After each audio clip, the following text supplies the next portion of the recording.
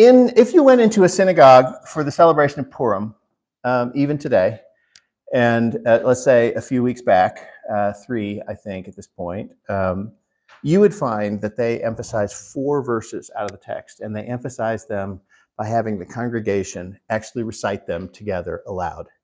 And they are an interesting collection of verses, and I'd like to look at them.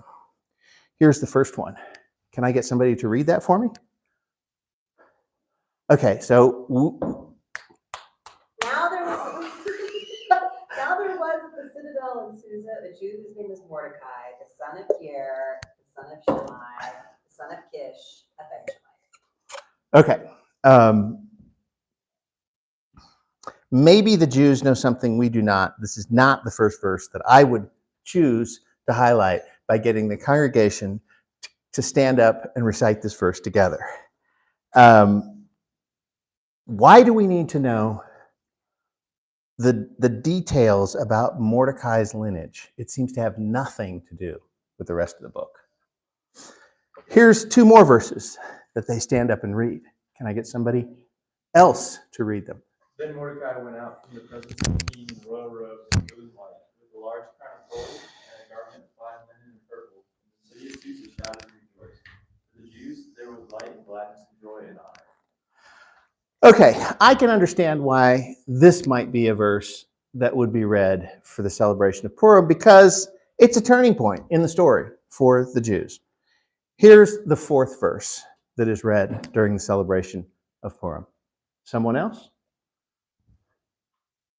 For Mordecai the Jew was second only to King Ahasuerus, and great among the Jews, and accepted by a multitude of his brethren, seeking the good of his people, and speaking peace to all his seed. Okay. Why do we need to know that Mordecai is second in command of the empire? Why do we need to know that his poll numbers, were pretty high? Most, but not all, sort of liked him. Why do we need to know that this is the end of the story? This is the last verse in the entire book. This is the way it closes. It doesn't say, and they lived happily ever after. It doesn't say, and they lived long and they prospered. It says, he was accepted by most of his brethren, seeking the good of his people and speaking peace to all his seed. Is that really the best way to end this book? What about Esther? What about Esther? Just more questions. So let's try and unravel this mystery a little bit. So if we look closely, we'll find that there's a larger message being communicated, and we'll find that there's some clues. But before we find those clues, we're going to have to look at some of the last chapters and see what we can do. And the first clue we're going to look at is at the very end of, well, I shouldn't say the end. At the moment that Esther sort of risks it all, when she starts to cry. And just by way of review, she tries this idea. She comes up with this plan to distract the king by making him think that there's some sort of love triangle, right, between her. I mean, he loves her, she loves him, but then Haman is coming to all their parties, and Haman starts to wonder, the king starts to wonder what's going on with Haman. It ends with her exposing Haman, and he gets hung on a pole, but unfortunately, that can't be the end of the story, because it doesn't accomplish what she wanted to accomplish, right? We talked about that. And at this point, Esther could quit. She tried, right? She came up with a pretty elaborate plan. She risked her life. She went before the king, and she could quit. She could say, I gave it my best shot. Maybe the thing to do is cut my losses. Now the king I know really loves me. He's elevated Mordecai. Maybe we could save some of our friends. We could hand out some tickets, and they could get a free pass before they exterminate all the rest of the Jews. But that's not what she does. But now she has nothing to hide behind. She has no story. She has no plan. And she has represented herself as someone who has no loyalty except the loyalty that she has to the Persians, right? And she's going to have to do something. And that something might end up with her demise, right? We've talked about that.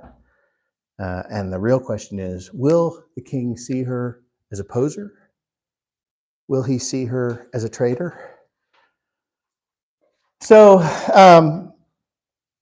she goes to the king anyway. And she goes with tears and she begs him. And we talked about how strange this was, right? Because this is the point where she cries. She doesn't cry when she first goes in to see the king. But in the text, it says that she went the second time and the king raised the scepter. So it's the whole thing over again. But this time, she's crying. And this time, she's begging. And she requests that the king revoke the letters devised by Haman. Now, riddle me this. Does the king grant her request? You know the story. Yes? No? Maybe? What do you think? Not directly. Not directly. Okay. So let's take a close look at what she says when she makes her request. And somebody just go ahead and read the text there. How can I bear to see the evil that will befall my people? How can I endure to see the destruction of my kingdom? Okay. So she says it all there. She says, these are my people and my kindred.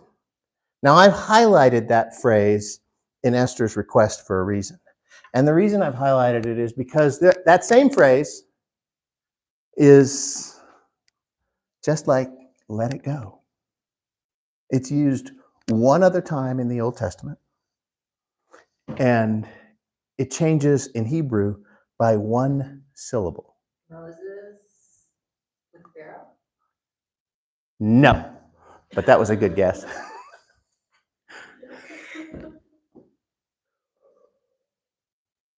All right, anybody else want to guess aloud? Is that in Numbers? No, but who said that? Yeah, we looked at Numbers, didn't we? That was a good one, wasn't it? No, it was not in Numbers. It's not the vows. So it changes by one word in English. And if you guessed that it was Judah before Joseph in Egypt, you would be correct. He used this phrase when he pleaded with Joseph to let Benjamin go back to his father. And in Hebrew, the word father is Abbai. And in Esther, the phrase my people is Ami. And he says, Abba. Abai, A-B-I, Abai, and Ami. One syllable in Hebrew, one word in English. So, how can I bear to see the evil that will befall my father? How can I bear to see the evil that will befall my people? Now, I don't think that Esther was thinking to herself, how can I go before the king? What can I say to him? Let me go through the Persian equivalent of Bartlett's quotable quotes and figure out how I can come up with a poignant way of phrasing this.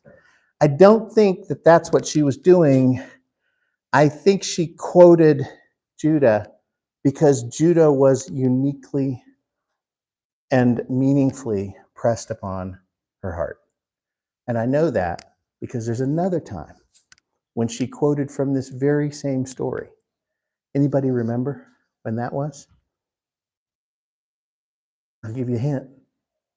We talked about it in an earlier class.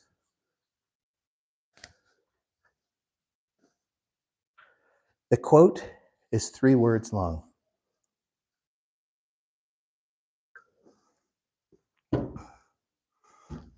Is, if you guessed that it was when she agreed to go to the king the first time, you would be correct. She said, if I perish, I perish. And Jacob said the same thing just before he let Benjamin go to Egypt. He said, if I lose, I lose. Now, in Hebrew, she said, if you literally translated it, she said, if I'm lost, I am lost. And Jacob said, if I lose my child, I lose my child. And the word in Hebrew there in Genesis is the same word for miscarry or to have your child lost, but it is exactly the same idea. And so I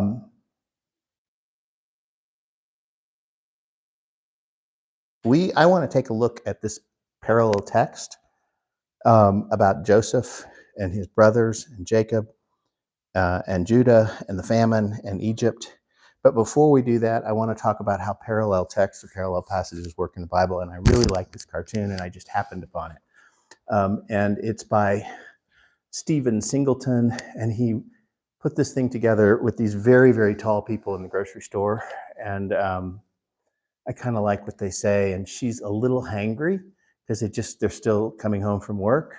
I see you found the broccoli. Pick one and let's get out of here. They all look the same, and yet each one is unique. And it reminds me, of something in the Bible, no doubt. Parallel passages, this week's tool. Let me explain. When you pick the stupid broccoli, you can talk about it when we're in the car on the way home. So how do we understand the use of a parallel text when we see it in the Bible? Well, it's through these linkages that the Bible creates its own commentary. And basically, it's saying, the commentary is, if you want to understand what's happening here, you need to understand what happened over there. To properly understand the message, you have to put it in the context of something that happened in the past. And there are other parallel passages in the Old Testament, and I have to say, I never heard of this tool. I've never seen this. Remember, I started with the 4 verses in the book of Esther that Jews read even today and emphasize in this story, and they're all dealing with Mordecai. Maybe the Jews understand something we don't. There are parallel passages in the creation story and the flood story. Another group of parallel passages is the story of Hagar and Ishmael, and the story of Abraham and Isaac. I've never looked at them together. I've never seen the connection, but it's the same idea. If you want to understand what happened here, you need to understand what happened there. So let's go back and look at this parallel passage. I'm going to try and sum up the story of Jacob and Esau, Joseph and his brothers, the famine, and Joseph's time in Egypt in 7 minutes, okay? Or less. And I want you all to turn to Genesis 29 because I'm going to need help if I'm going to be successful with this task. So here we go. I'm just going to read it because I did it a priori. Jacob deceives Isaac to get the birthright and the blessing. Rachel suffers because after that event, she never sees Joseph again. That's her first son and only son at this point. Laban is her cousin. She sends Joseph off to see her cousin. Laban deceives Jacob's older daughter. Is married first, which is Leah. Somebody read Genesis 29, verse 26 for me, please. Laban said, "It is not so done in our country to give the younger before the firstborn." Do you get the irony there? Jacob went to his dad. He deceived his dad. And Jacob went to Isaac, and he deceived Isaac so that he, as the younger brother, could get the birthright and the blessing. And Jacob wakes up with Leah on his wedding night, or his morning after his wedding, and realizes, wrong girl. And Laban says, I'm sorry, that's just not how we do it here. The oldest goes first. He's been wrapped up in his own deceit. Gotcha. So then Leah and Rachel now, because he gets both of them, Leah and Rachel are set up as rivals. They're sisters, but they're set up as rivals. And Leah is suffering. Somebody read Genesis 29, verse 32. Somebody else read Genesis 29, verse 33. And Leah conceived and bore a son, and she called his name Reuben, for she said, because the Lord has looked upon my affliction, now my husband will love me. Okay, verse 33. She conceived again and bore a son and said, because the Lord has heard that I am hated, he has given me this son also. And she called his name Samuel. Okay. You hear, and on and on. All of her children are her laments because Leah doesn't feel loved by Jacob. She is grieving. And then we don't have time to look at Rachel, the passages about Rachel, but Rachel is suffering too. Why is Rachel suffering? She's not bearing any children, right? And so she may have the love of Jacob, but she feels cursed. And finally, she has Joseph and she has Benjamin, and she dies in childbirth with Benjamin. It's the rivalry for Jacob's love that will continue on into the next generation. So Jacob loves Rachel's children, which Rachel's child I put there because only Joseph is alive at this point, right? And more than all of Leah's sons. There are 10 of them. Leah's sons grab Joseph, wanting to kill him. Judah counsels them to sell Joseph to merchants that are going to Egypt. Joseph meets his brothers again in Egypt about 14 years later, maybe 15 years later. Joseph says to them, don't come back without your little brother, Benjamin. Jacob is upset because this Egyptian knows about Benjamin. Reuben, who is the firstborn, asks Jacob to let Benny go to Egypt. Jacob initially says no. Judah then approaches Jacob and he says he'll guarantee Benny's safety if they return, safe return if Jacob will allow him to go to Egypt. Jacob finally relents and lets him go to Egypt. So they all go to Egypt, and Joseph sets Ben up as a thief, and he says, Benny's got to stay here and be my personal slave because he tried to steal my cup. At this point, Judah could have cut his losses. He could have said, you know what? That Benjamin, he is a thief. I'm going to cut him off. I'm going to go home. I'm going to save my family, my brothers. We're going to work through the trauma, and we're going to be grateful to be alive. But that's not the path that he chooses. He decides to go to that Egyptian, who he doesn't, we know the story, so we read it differently. But when Judah goes, that malevolent Egyptian who kept one of the brothers the first time they went, unless they brought Benjamin back, and then the second time said, Benjamin's going to stay, could have said, you know what? You can stay, and Benjamin's going to stay too. Or he could have said, who do you think you're talking to? I think maybe we'll just do away with you. This was a very dangerous thing that Judah decided to do. I'm going to argue for the release of the thief, and I'm going to offer myself. So here's what he says. He relays this conversation to Joseph, to the Egyptian. He says, my father said to us, you know that my wife bore me 2 sons. The one that went out from me, and I said, surely he's torn to pieces, and I have not seen him since. And if you take this one also from me, and harm befalls him, you will bring my gray hair down to Sheol in sorrow. Imagine what it would be like if you were Judah, saying this to the Egyptian who he didn't know was his brother Joseph. Imagine living in a family where you know that your dad would rather have Benjamin at his side rather than you or any of your brothers as he grows old and is dying. Imagine having the conversation with your dad, who has 2 wives, and you have 10 brothers, and he says, my wife, like there wasn't a second one. What about my mom? Had 2 sons. 2 sons. What about my 9 brothers, who also are your children, who we've lived with you, taken care of all of your estate. That's what he said. Judah looks at these facts head on. He accepts them.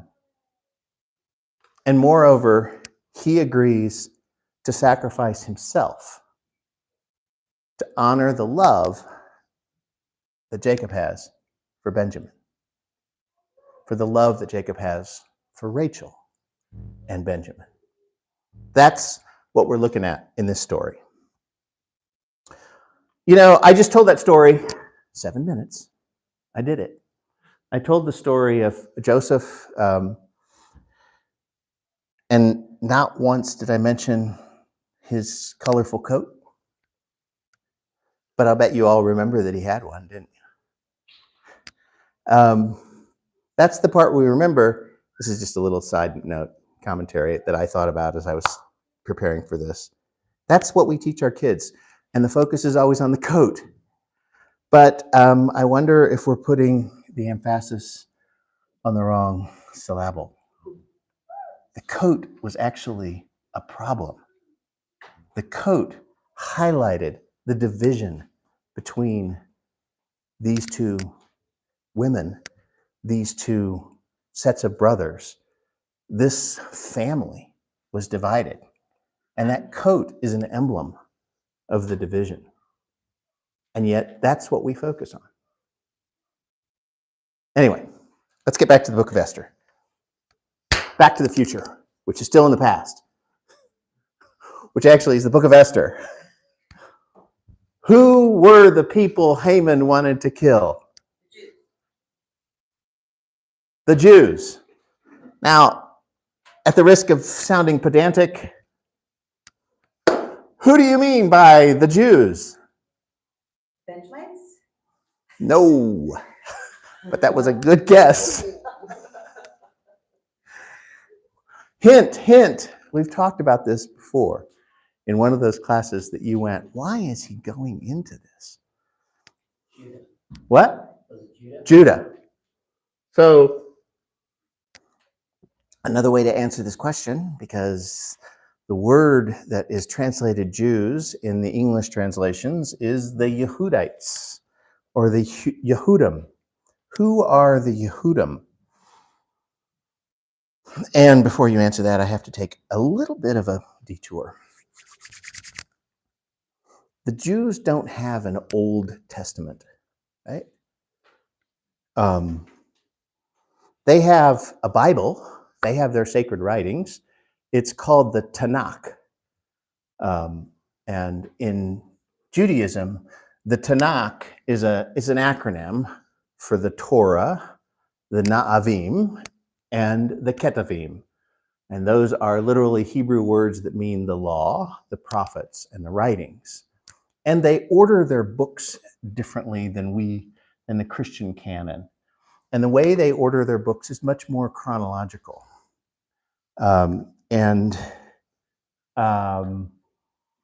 Some of these you might find, like Daniel, we would have said Daniel's a prophet, right? But they put it in their writings. Ezra and Nehemiah, this is about rebuilding the temple.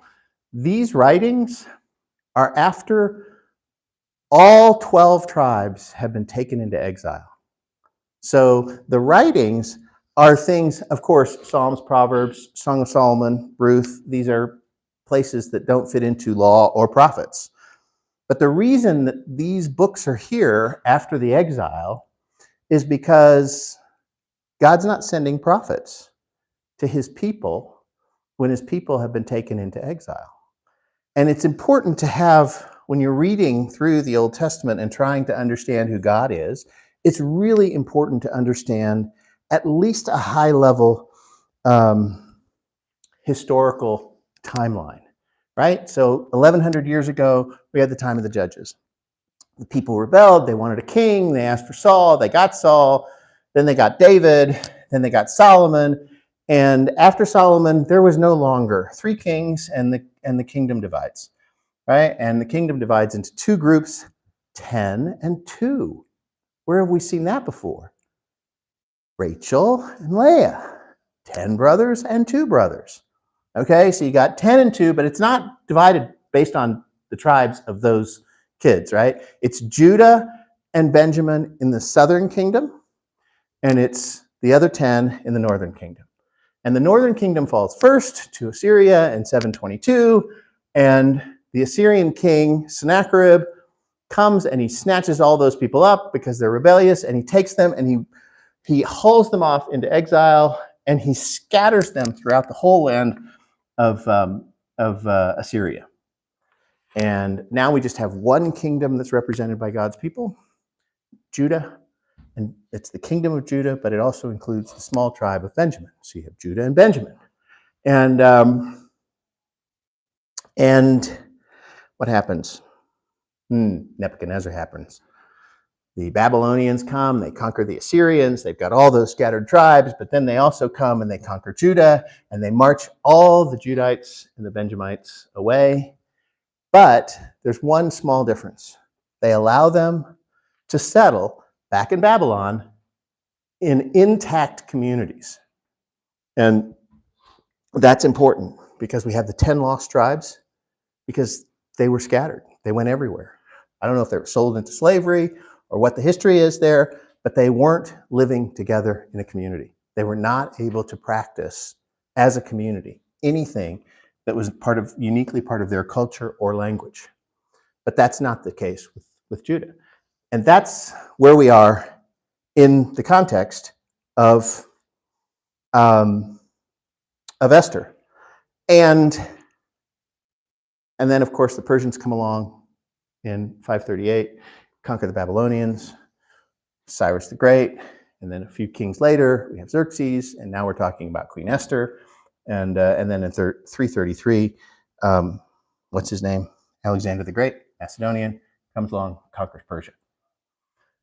But ultimately, when we think about this, the story comes back to Judah, Benjamin. We've heard this before, right?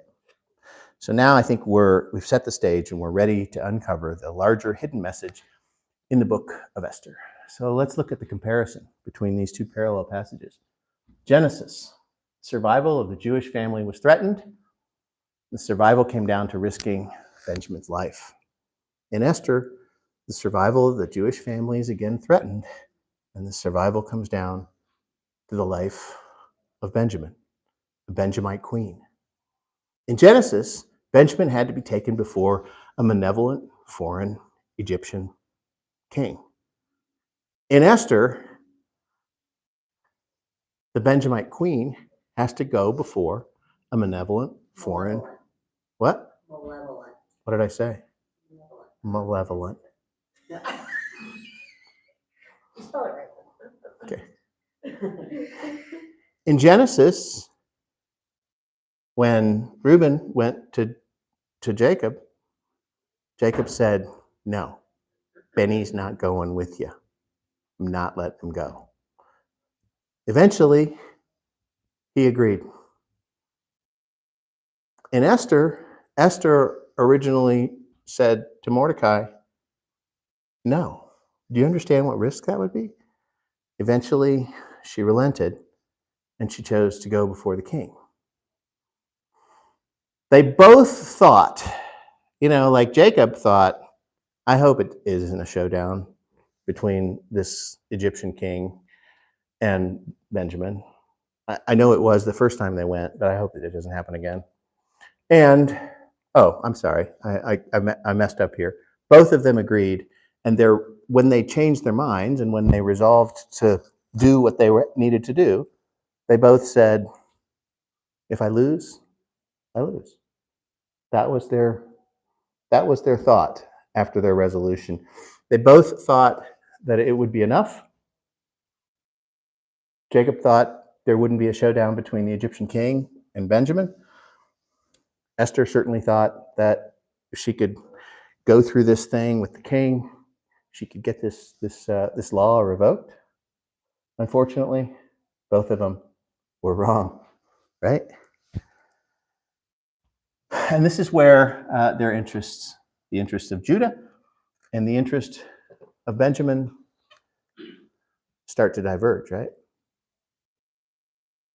Judah, as I said earlier when we reviewed that parallel passage, He could have cut his losses. He could have justified it by saying Benjamin was a thief. He had no idea that Benjamin had been set up. He could have gone home with his family intact. He could have worked through the trauma. And Benjamin would have just had to been collateral damage. With Esther, she could have said, I got to cut my losses. There's nothing else I can do. I tried. I can save Mordecai. Maybe I can save some of my friends that I have locally. And I am just going to have to consider the Judites collateral damage. There's nothing more that I can do. But we know the story, but there's one unanswered question. When did Benjamin ever repay Judah for the sacrificial act that went on in Egypt?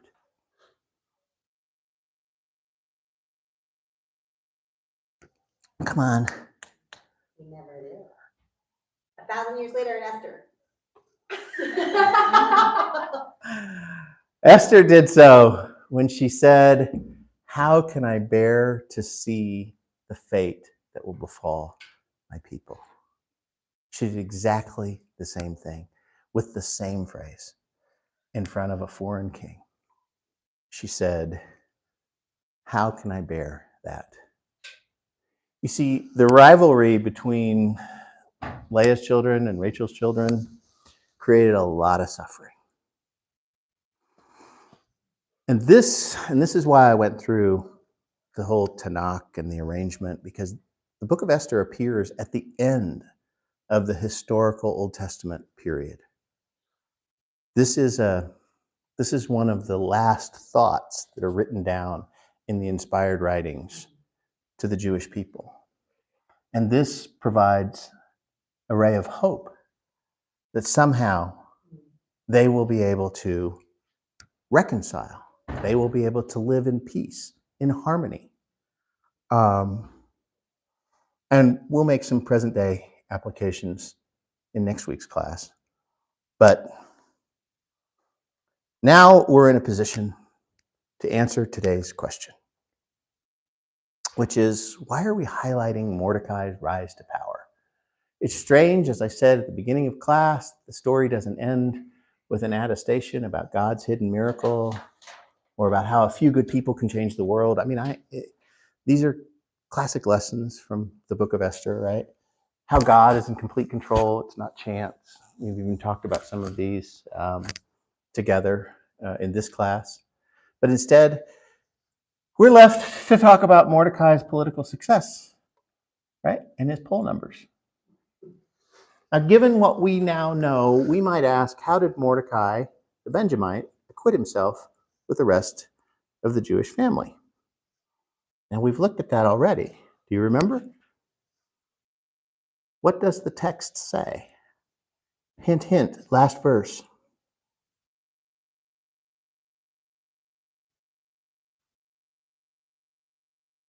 Here's how I summarized it. Not everybody really liked him. It was just most of the Jews thought he was okay. Some of them just probably couldn't bear to see a Benjamite on the throne. A Benjamite having sort of power, authority over them. But most found him pleasing enough. Now, as for him, I forgot to mention, there's another time when a quote from the original text in Genesis is seen in the book of Esther. And it's right here at the end. So Mordecai became second in command, and it says that he was seeking the good of his people and speaking peace to all his seed. And when they described Joseph and his brothers, it said they hated him so much they couldn't speak peaceably with him. So let's just take a little time, or let me just ask another question.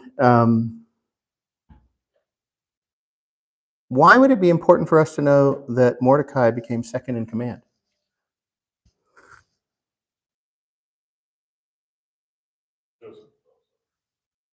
Because Joseph was also second in command.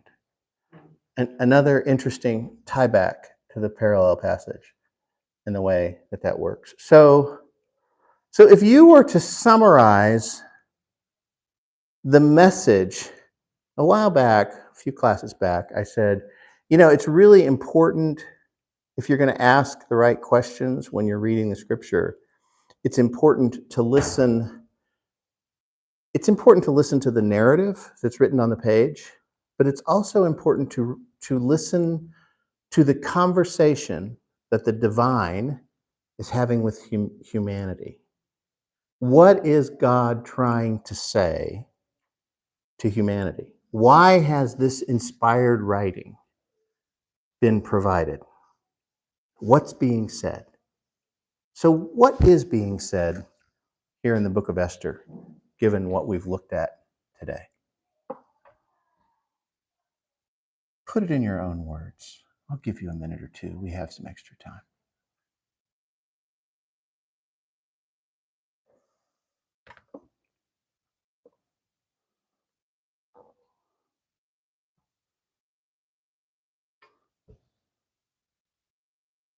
How about some key words that you would call the theme of the book of Esther?